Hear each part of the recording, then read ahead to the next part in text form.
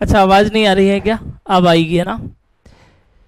चलिए, भूपेंद्र, अमित, निर्मला, प्रशांत, रोहित, राम मनोज, अभय, ओम प्रकाश। चलिए,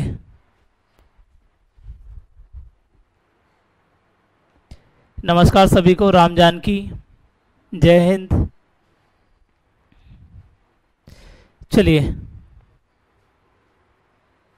भावना, good afternoon. System थोड़ा सा हैंग हो गया था, इसी वजह से क्लास थोड़ी सी लेट हो गई। थोड़ा सा पेशेंस रखा करो, एकदम ग्रुप में लग जाते हैं आप लोग, क्योंकि ऑनलाइन में कुछ ना कुछ टेक्निकल जो है वो इशू आ जाते हैं कई बार। चलिए, आज का हमारा टॉपिक रहेगा, बहुत ही अच्छा टॉपिक है।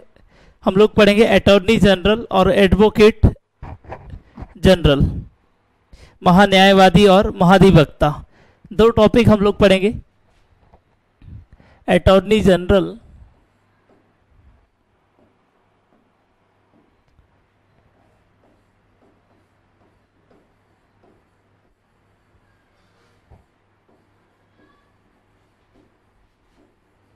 Attorney general and advocate general हम लोग कंपेयर करके पढ़ते हैं, हमेशा आपने देखा है। तो आज भी हम लोग पहले कंपेयर करेंगे, उसके बाद फिर अलग अलग इंडिविजुअल भी देख लेंगे। अटॉर्नी जनरल की यदि हम बात करते हैं और एडवोकेट जनरल,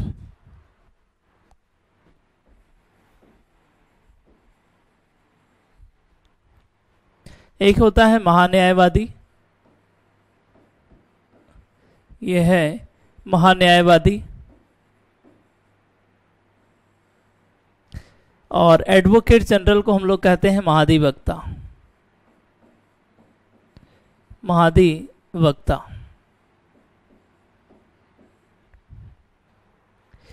दोनों इंपॉर्टेंट टॉपिक हैं। जनरली महान्यायवादी ही लिखा रहता है, तो ये इंपॉर्टेंट है, लेकिन स्टेट को भी हम लोग क्या है कंपेयर करके पढ़ेंगे। वर्षा पटेल, भूपेंद्र, मैं बढ़िया हूँ, आप लोग, मैं उम्मीद करता हूँ कि आप लोग भी बढ़िया होंगे। आज थोड़ा सा लेट हो गए हैं, इस कारण हम लोग डायरेक्ट पढ़ना स्टार्ट कर रहे हैं। तो पहले हम लोग दोनों में कंपेयर करके पढ़ेंगे कि महाधिवक्ता और जो है वो एडवोकेट जनरल में क्या डिफरेंस है। अटॉर्नी जनरल और महाधिवक्ता, तो एक लिख लीजिए, महान्यायवादी और महाधिवक्ता। पहले दोनों को कंपेयर करते हैं और फिर इंडिविजुअल पढ़ेंगे हम लोग।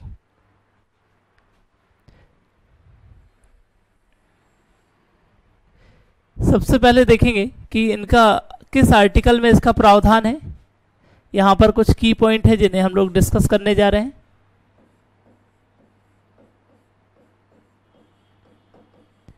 की पॉइंट, जैसे आर्टिकल की यदि हम बात करते हैं कि किस आर्टिकल में इसका प्रावधान है, किस अनुच्छेद में इसका प्रावधान है, तो हमने लिखा हुआ है 76, अनुच्छेद 76 में इसका प्रावधान है ना। महान्यायवादी का प्रावधान किस में है, तो आर्टिकल जो है वो 76 में है। महान्यायवादी की यदि हम बात करते हैं तो ये क्या है, ये सेंट्रल गवर्नमेंट का जो है वो कानूनी अधिकारी होता है, और ये किसको सलाह देता है, ये राज्य सरकार को देता है। ये देता है केंद्र सरकार को और ये देता है राज्य सरकार को। इसका मतलब क्या है कि महाधिवक्ता छोटा पद है और महान्यायवादी क्या है, ये बड़ा पद है। इतना तो क्लियर हुआ। तो देखिए, छोटा पद कौन सा है, महाधिवक्ता है। तो कितना छोटा है ये, तो ऐसा लिख सकते हैं हम लोग, एक छोटा पद है, तो यहाँ एक लिख लिया। अब एक छोटा है तो यहाँ 7 लिखा है, तो यहाँ हम लोग 6 लिख देंगे, और यहाँ पर क्या लिखा है, 6 लिखा है, तो यहाँ क्या लिख देंगे, 5 लिख देंगे। तो ये इसका आर्टिकल हो जाएगा, याद हो जाएगा। जादू दिखा क्या? इसका क्या है, 76 है। कितना छोटा है, मान लीजिए एक छोटा है, तो हमने 1 लिख दिया यहाँ पर, और फिर 7 से 1 कम करेंगे तो 6 हो जाएगा, और 6 से 1 और कम करेंगे तो यहाँ क्या हो जाएगा, 5 हो जाएगा। तो ये किसका हो जाएगा, महाधिवक्ता का आर्टिकल हो जाएगा। दोनों आर्टिकल पूछे गए हैं, ये आपको याद रखना है। दूसरा, अब आपको ये याद रखना है कि ये कौन होता है, तो ये होता है legal officer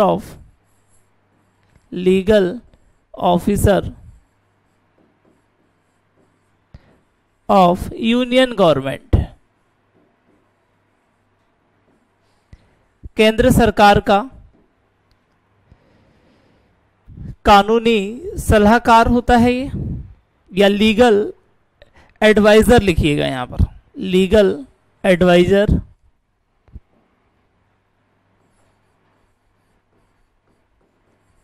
legal adviser of union government.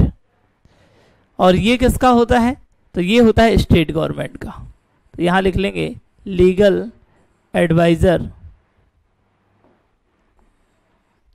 बहुत इजी है ये, बस आप कंपेयर करके पढ़ना है पॉलिटी आपको। Adviser of state government.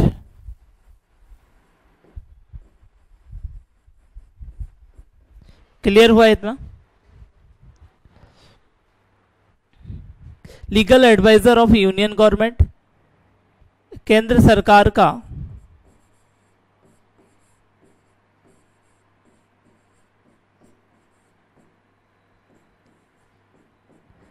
कानूनी सलाहकार।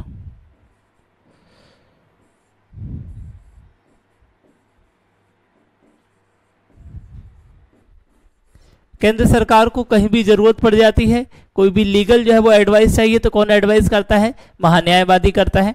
और स्टेट गवर्नमेंट को कोई एडवाइस चाहिए तो वो कौन कर रहा है? महाधिवक्ता कर रहा है। तो ये हो जाएगा राज्य सरकार का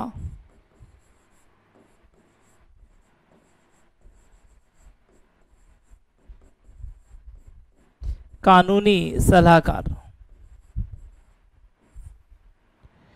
कानूनी सलाहकार।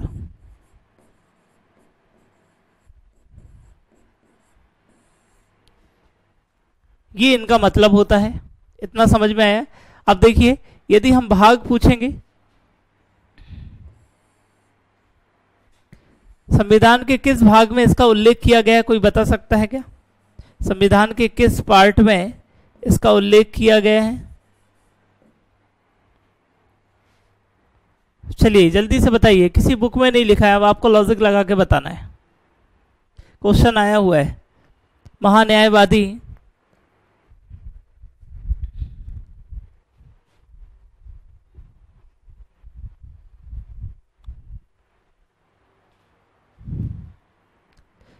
यस प्रशांत, वेरी गुड।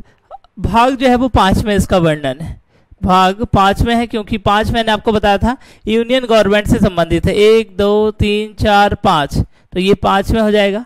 और इसके अलावा legal adviser of state government की यदि हम बात करें, इसका प्रावधान किस भाग में होगा? तो भाग जो है वो 6 में होगा, क्योंकि यहाँ स्टेट्स हो जाएंगे, बहुत सारे स्टेट्स हैं। तो 1 2 3 4 5 6, तो यहाँ क्या हो जाएगा? भाग 6 हो जाएगा। यस ओम प्रकाश, क्लियर हुआ ये?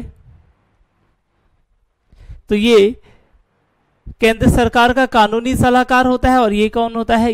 ये राज्य सरकार का कानूनी सलाहकार होता है। इसका आर्टिकल क्या है? 76, और इसका कितना है? 165 है। तो बड़ा पद ये है और ये छोटा पद है।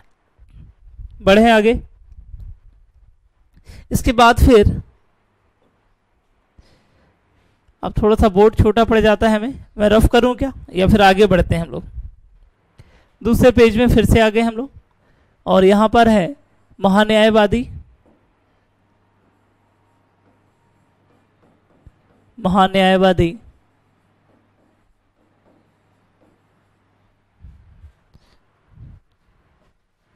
और यहां पर लिख रहे हैं हम लोग महाधिवक्ता।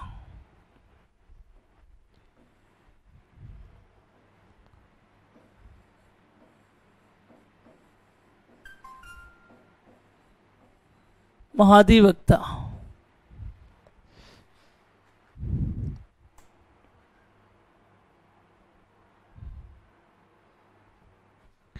चलिए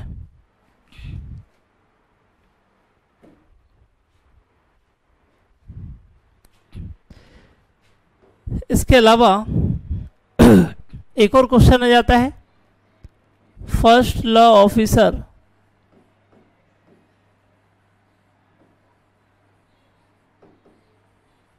ऑफ यूनियन गवर्नमेंट। घुमा फिरा के क्वेश्चन आता है, लेकिन सीधा ही पूछ लेता है ये। First law officer of state government. ये क्या होता है? केंद्र सरकार का,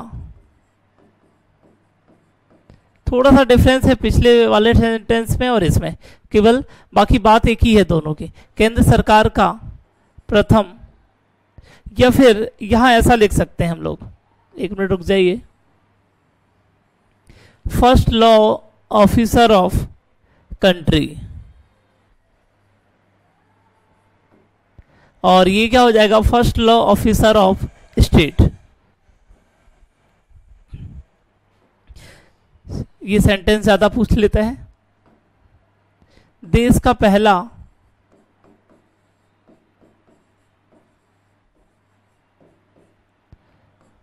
कानून अधिकारी,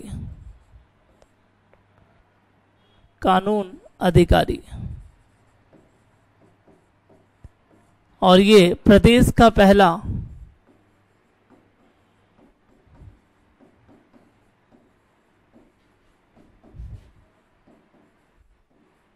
कानूनी या कानून अधिकारी।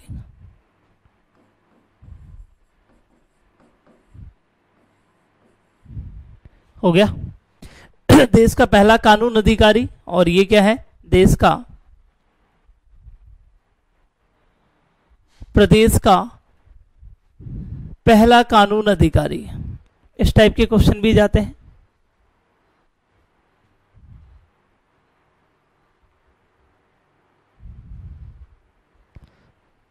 चलो हम दुबले हो गए थोड़ा सा डाइटिंग में चल रहे हैं। इस कारण क्या है, ओम प्रकाश को टेंशन हो रही है। चलिए, देश का पहला कानून अधिकारी कौन हो जाएगा? महान्यायवादी, और महाधिवक्ता किसका हो जाएगा? प्रदेश का हो जाएगा। अब इसके बाद आर्टिकल 76 में ही लिखा है कि इसकी नियुक्ति कौन करेगा? अपॉइंटमेंट। इसकी नियुक्ति कौन करेगा? तो इसकी नियुक्ति करेगा राष्ट्रपति। बाकी फिर एक पॉइंट और इसमें जोड़ा रहता है, लेकिन अभी केवल हम लोग कंपेयर करके पढ़ रहे हैं। तो इसका हो जाएगा राष्ट्रपति, और इसकी नियुक्ति कौन करेगा? राज्यपाल करेगा। यहां प्रेसिडेंट और यहां पर कौन? गवर्नर करेगा।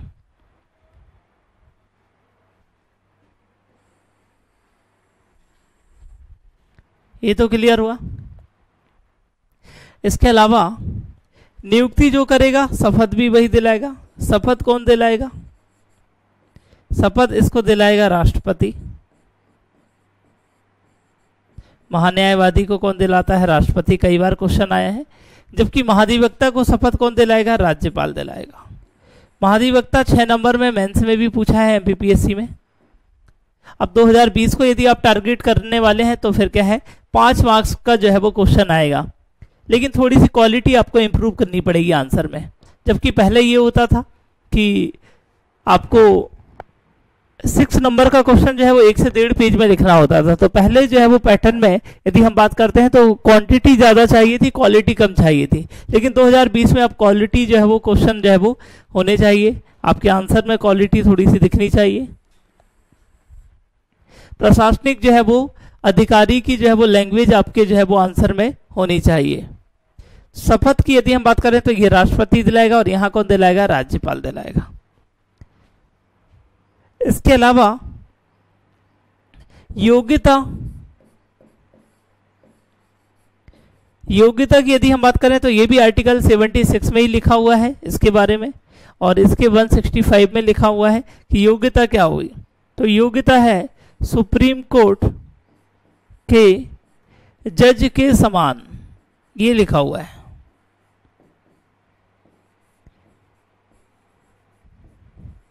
सुप्रीम कोर्ट के जज के समान होना चाहिए। सुप्रीम कोर्ट का जज नहीं हो, है ना, जज नहीं, ऐसा नहीं कि केवल जज को ही बनाया जाएगा। सुप्रीम कोर्ट के जज के समान क्या है? योग्यता होनी चाहिए। ये स्टेटमेंट बहुत आता है यूपीएससी वगैरह में।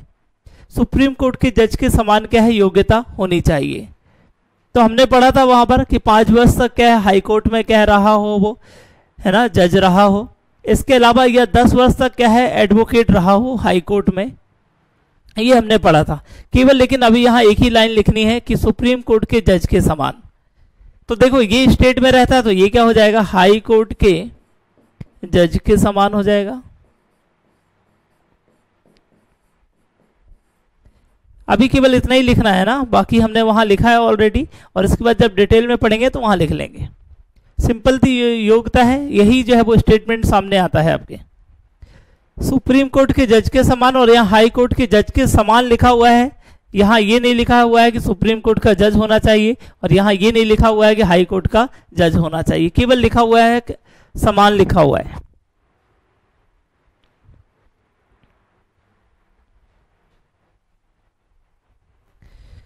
हो गया।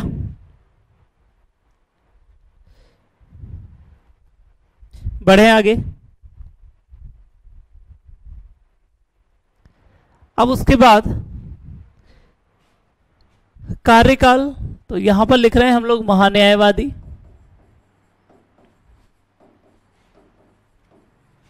और यहां क्या लिख रहे हैं, महाधिवक्ता। समझ में आ रहा है हम लोग क्या पढ़ रहे हैं, महाधिवक्ता।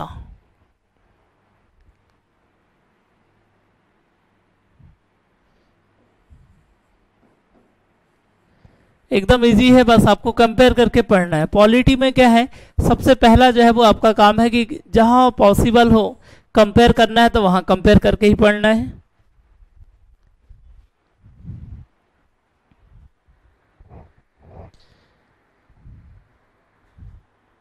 हाँ, मेंस में तो लिखना पड़ेगा, है ना। मेंस में आपको योग्यता फिर क्या है लिखनी पड़ेगी, निर्मला बता दूंगा मैं अभी। अभी केवल हम लोग क्या है समझ रहे हैं कि ये क्या चीजें हैं, और एकदम नॉर्मल जो है वो चीजें हम लोग डिस्कस कर रहे हैं, है ना। जितने भी एसएससी वाले हैं, रेलवे वाले हैं, तो उनको केवल जो है वो टेबल से ही क्वेश्चन आ जाएंगे। एटलीस्ट एमपीपीएससी में भी केवल टेबल से ही क्वेश्चन आ जाएंगे। केवल यूपीएससी वगैरह जो होते हैं एग्जाम, सीडीएस के एग्जाम होते हैं, तो उसमें थोड़े से स्टेटमेंट वाले क्वेश्चन आते हैं। हालांकि वो सारे क्वेश्चन भी हम लोग डिस्कस करेंगे अभी इसके बाद, लेकिन एकदम वनडे एग्जाम के लिए केवल यही वाले टेबल से ही आपका काम चल जाएगा। अब कार्यकाल, कार्यकाल इनका कार्यकाल जो है वो फिक्स नहीं होता है ना। तो ये राष्ट्रपति के प्रसाद पर्यंत पद धारण करते हैं। राष्ट्रपति के प्रसाद पर्यंत, ये क्वेश्चन में लिखा रहता है ऑप्शन में, प्रसाद पर्यंत।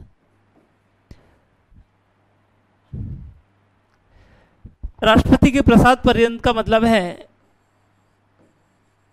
In the pleaser of president.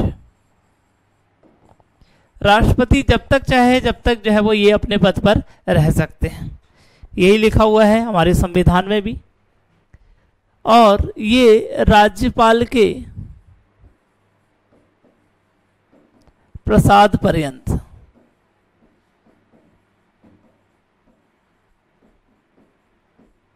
ये रहता है राष्ट्रपति के प्रसाद पर्यंत। प्रसाद पर्यंत का ये मतलब है कि जब तक राष्ट्रपति चाहे, है ना, तब तक जो है वो ये रह सकता है।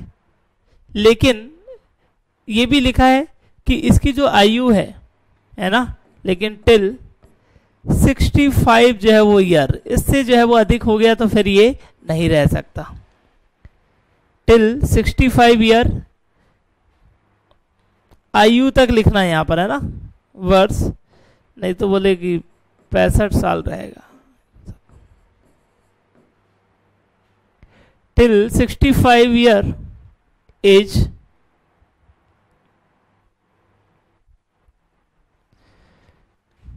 ये राज्यपाल के प्रसाद पर्यंत रहेगा in the presence of, in the pleaser of governor. लेकिन कब तक रहेगा ये, तो ये रहेगा 62 ईयर्स तक। या तो इसके 65 वर्ष कंप्लीट हो जाएं, है ना, जनरली वही रहता है 3 साल 4 साल 5 साल, है ना, 2 साल 1 साल। लेकिन संविधान में हमारे ये लिखा हुआ है तो ये हो जाएगा इसका कार्यकाल। किसी को डाउट है कि यहां तक?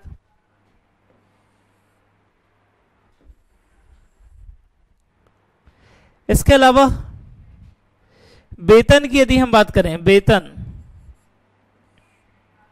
तो इसका वेतन एक बार सीडीएस में पूछा था, इनका वेतन कौन निर्धारित करता है महान्यायवादी का? जल्दी से बताइए, ऑप्शन देता हूं। महान्यायवादी का वेतन का निर्धारण कौन करता है? ए ऑप्शन है संसद,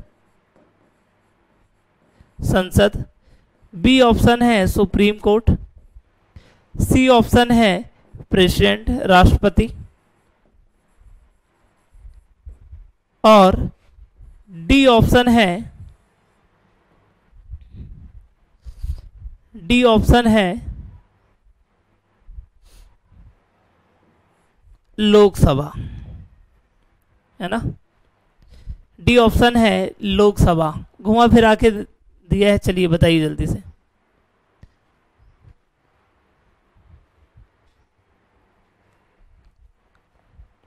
यहां संसद का मतलब है राज्यसभा और लोकसभा दोनों, यहां केवल लिखा है लोकसभा।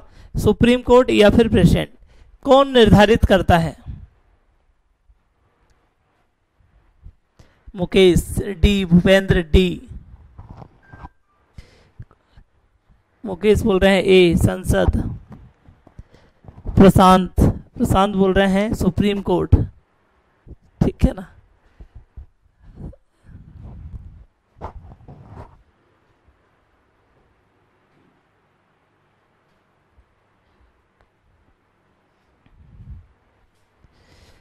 यस, आफ्टर 65 ईयर दोबारा नहीं चुने जाते हैं ना। 65 तो जो है वो मिनिमम है, एक 65 हो गया उसके बाद दोबारा नहीं चुने जा सकते। चलिए, बहुत सारे लोग बोल रहे हैं, राम मनोज, ये मेघा पटारिया ने बोला है सी, है ना?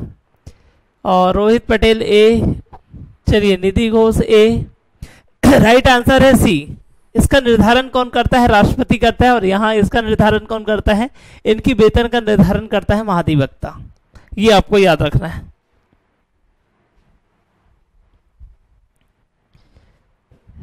वेतन का निर्धारण राष्ट्रपति करता है। कौन करता है? राष्ट्रपति। और इसके वेतन का निर्धारण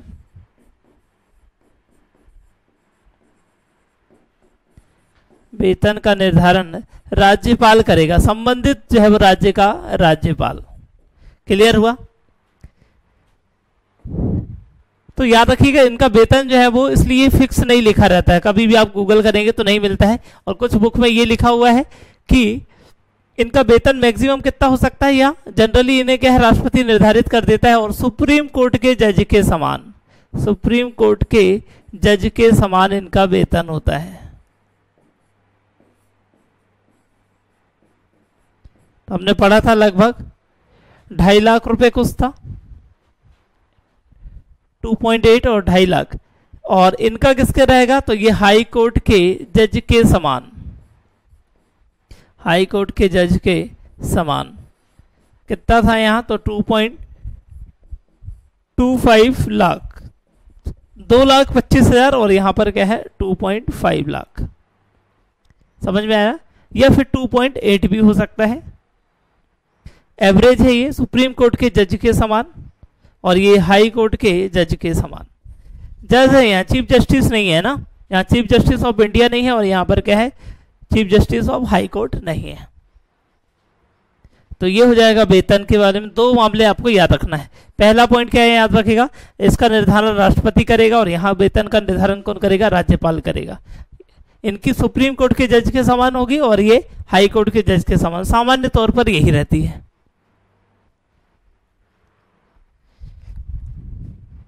चलिए, इसके बाद फिर और आगे जाते हैं। समझ में आ रहा है क्या? एकदम इजी है। महान्यायवादी, बस एक ही चीज, ये सारी चीजें एक सामने देखती हैं तो बहुत अच्छा रहता है, लेकिन बोर्ड क्या है, छोटा पड़ता है हमें। महान्यायवादी और महाधिवक्ता।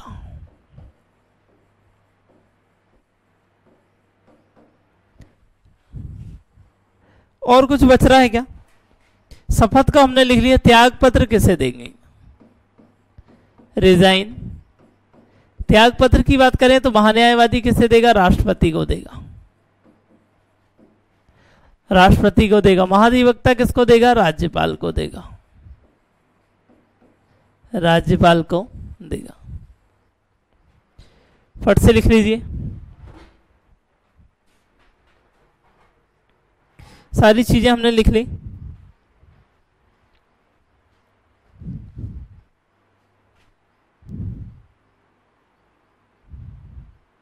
यह टेबल के फॉर्म में पढ़ने से अच्छे समझ में आता है। कुछ चीज़ें टेबल के फॉर्म में ही पढ़नी है। मैं आज टाइम बचेगा तो मैं लिखा दूंगा कौन सी चीज़ें हैं जो टेबल के फॉर्म में आपको पढ़नी है। तो ये हो जाएगा त्याग पत्र। इसके अलावा अब ये आपको याद रखना है कि पहला महान्यायवादी कौन था। पहला महान्यायवादी एमसी अधिकारी। अधिकारी इनका क्या है? सरनेम था ये एमसी शीतलवाड़। एमसी शीतलवाड़।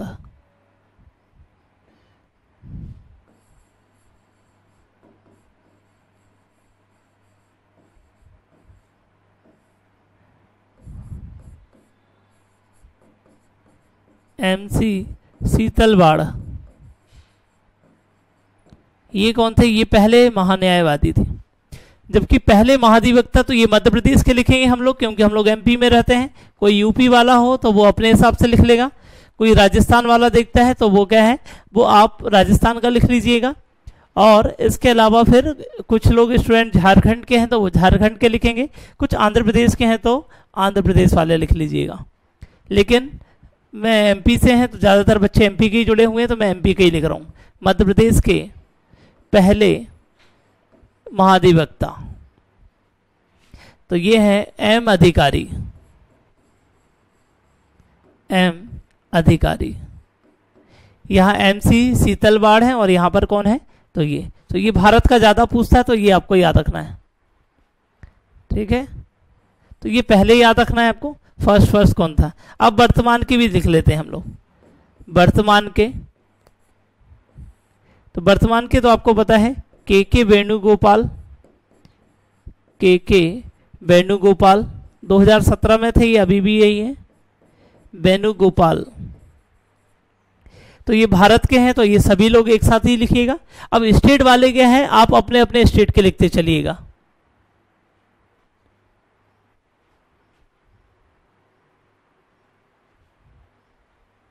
अभी रुको निर्मला, आप टेंशन नहीं लो, अभी हमने सारी चीज़ें बताएंगे आपको। जैसे ही टॉपिक ख़त्म होगा ना, जैसे ही 2 बजने वाले रहेंगे, 1:45 बजे तक आपको सारी आंसर मिल जाएंगे।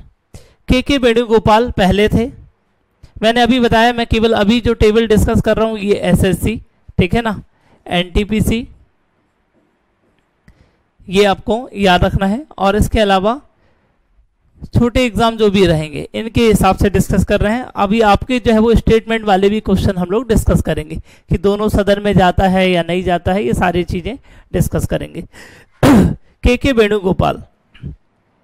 अब मध्य प्रदेश के वर्तमान में कौन है? मध्य प्रदेश के वर्तमान महाधिवक्ता आपको पता है, ये अभी एमपीपीएससी का मैटर जो है वो उलझा हुआ है ना। तो हमेशा इनका नाम न्यूज में आता है और इनका नाम है शशांक शेखर। शशांक शेखर। तो ये हैं हमारे मध्य प्रदेश के वर्तमान महाधिवक्ता। आप अपने स्टेट के लिखते चलिएगा जो भी रहेंगे। यदि आपको याद नहीं भी है तो आप बाद में लिख लेना। तो ये हो गया। यहां तक जो मैंने समझाया, इसमें कोई डाउट है तो बताइए। देखो एक बार मैं रिपीट करता हूं। यहाँ आर्टिकल क्या हो जाएगा? 76। यहाँ पर क्या है? 165। एकदम इजी याद होगा क्योंकि ये इससे छोटा होता है। कितना छोटा होता है? तो एक तो हमने यहाँ 1 लिख लिया, फिर यहाँ 7 लिखा तो यहाँ 6 लिख देंगे, 1 कम कर देंगे, यहाँ 6 लिखा तो यहाँ 5 कर देंगे। इसके अलावा legal adviser of union government होता है और ये क्या होता है? Legal adviser of state government होता है। भाग 5 में इसका प्रावधान है और भाग 6 में इसका प्रावधान है। फिर हमने देखा first law officer of country, देश का पहला कानून अधिकारी होता है, और ये क्या है, प्रदेश का पहला कानून अधिकारी होता है। इसकी नियुक्ति कौन करता है, राष्ट्रपति। इसकी कौन करता है, राज्यपाल। शपथ कौन दिलाता है, ओथ कौन दिलाता है, तो यहाँ राष्ट्रपति, और यहाँ कौन दिलाता है, राज्यपाल दिलाता है। इसके अलावा योग्यता की यदि हम बात करें तो सुप्रीम कोर्ट के जज के समान है ना। सुप्रीम कोर्ट का जज नहीं होता, लेकिन सुप्रीम कोर्ट के जज के समान इसकी योग्यता होती है। और यहाँ हाई कोर्ट के जज के समान इसकी क्या है, योग्यता होती है। कार्यकाल हमने देखा राष्ट्रपति के प्रसाद पर्यंत, और यहाँ पर क्या है, राज्यपाल के प्रसाद पर्यंत, है ना। और या तो 65 जो है वो आयु तक मैक्सिमम होगा, और यहाँ 62 जो है वो ईयर्स तक मैक्सिमम रहेगा। वेतन का निर्धारण कौन करेगा, राष्ट्रपति करेगा। यहाँ कौन करेगा, राज्यपाल करेगा। तो कितना निर्धारण कर सकता है, तो एवरेज वही है कि सुप्रीम कोर्ट के जज के समान, और यहाँ पर क्या है, हाई कोर्ट के जज के समान। त्याग पत्र वो राष्ट्रपति को देगा, और ये महाधिवक्ता किसको देगा, राज्यपाल को देगा। पहला कौन था भारत का, तो MC शीतलवाड़, और सबसे लंबा कार्यकाल भी इन्हीं का रहा, 1950 से लेकर 1963 तक रहे ये। तो सबसे लंबा जो है वो कार्यकाल भी शीतलवाड़ का रहा है। इसके अलावा मध्य प्रदेश के पहले कौन थे, M अधिकारी, और वर्तमान में कौन है, वेणु गोपाल है, और यहाँ पर कौन है, शशांक शेखर है। बस इतना चीजें जो है वो आपको मैंने जितना लिखा, इसमें कोई डाउट है क्या, इसके अलावा क्वेश्चन आपके बाद में डिस्कस करेंगे।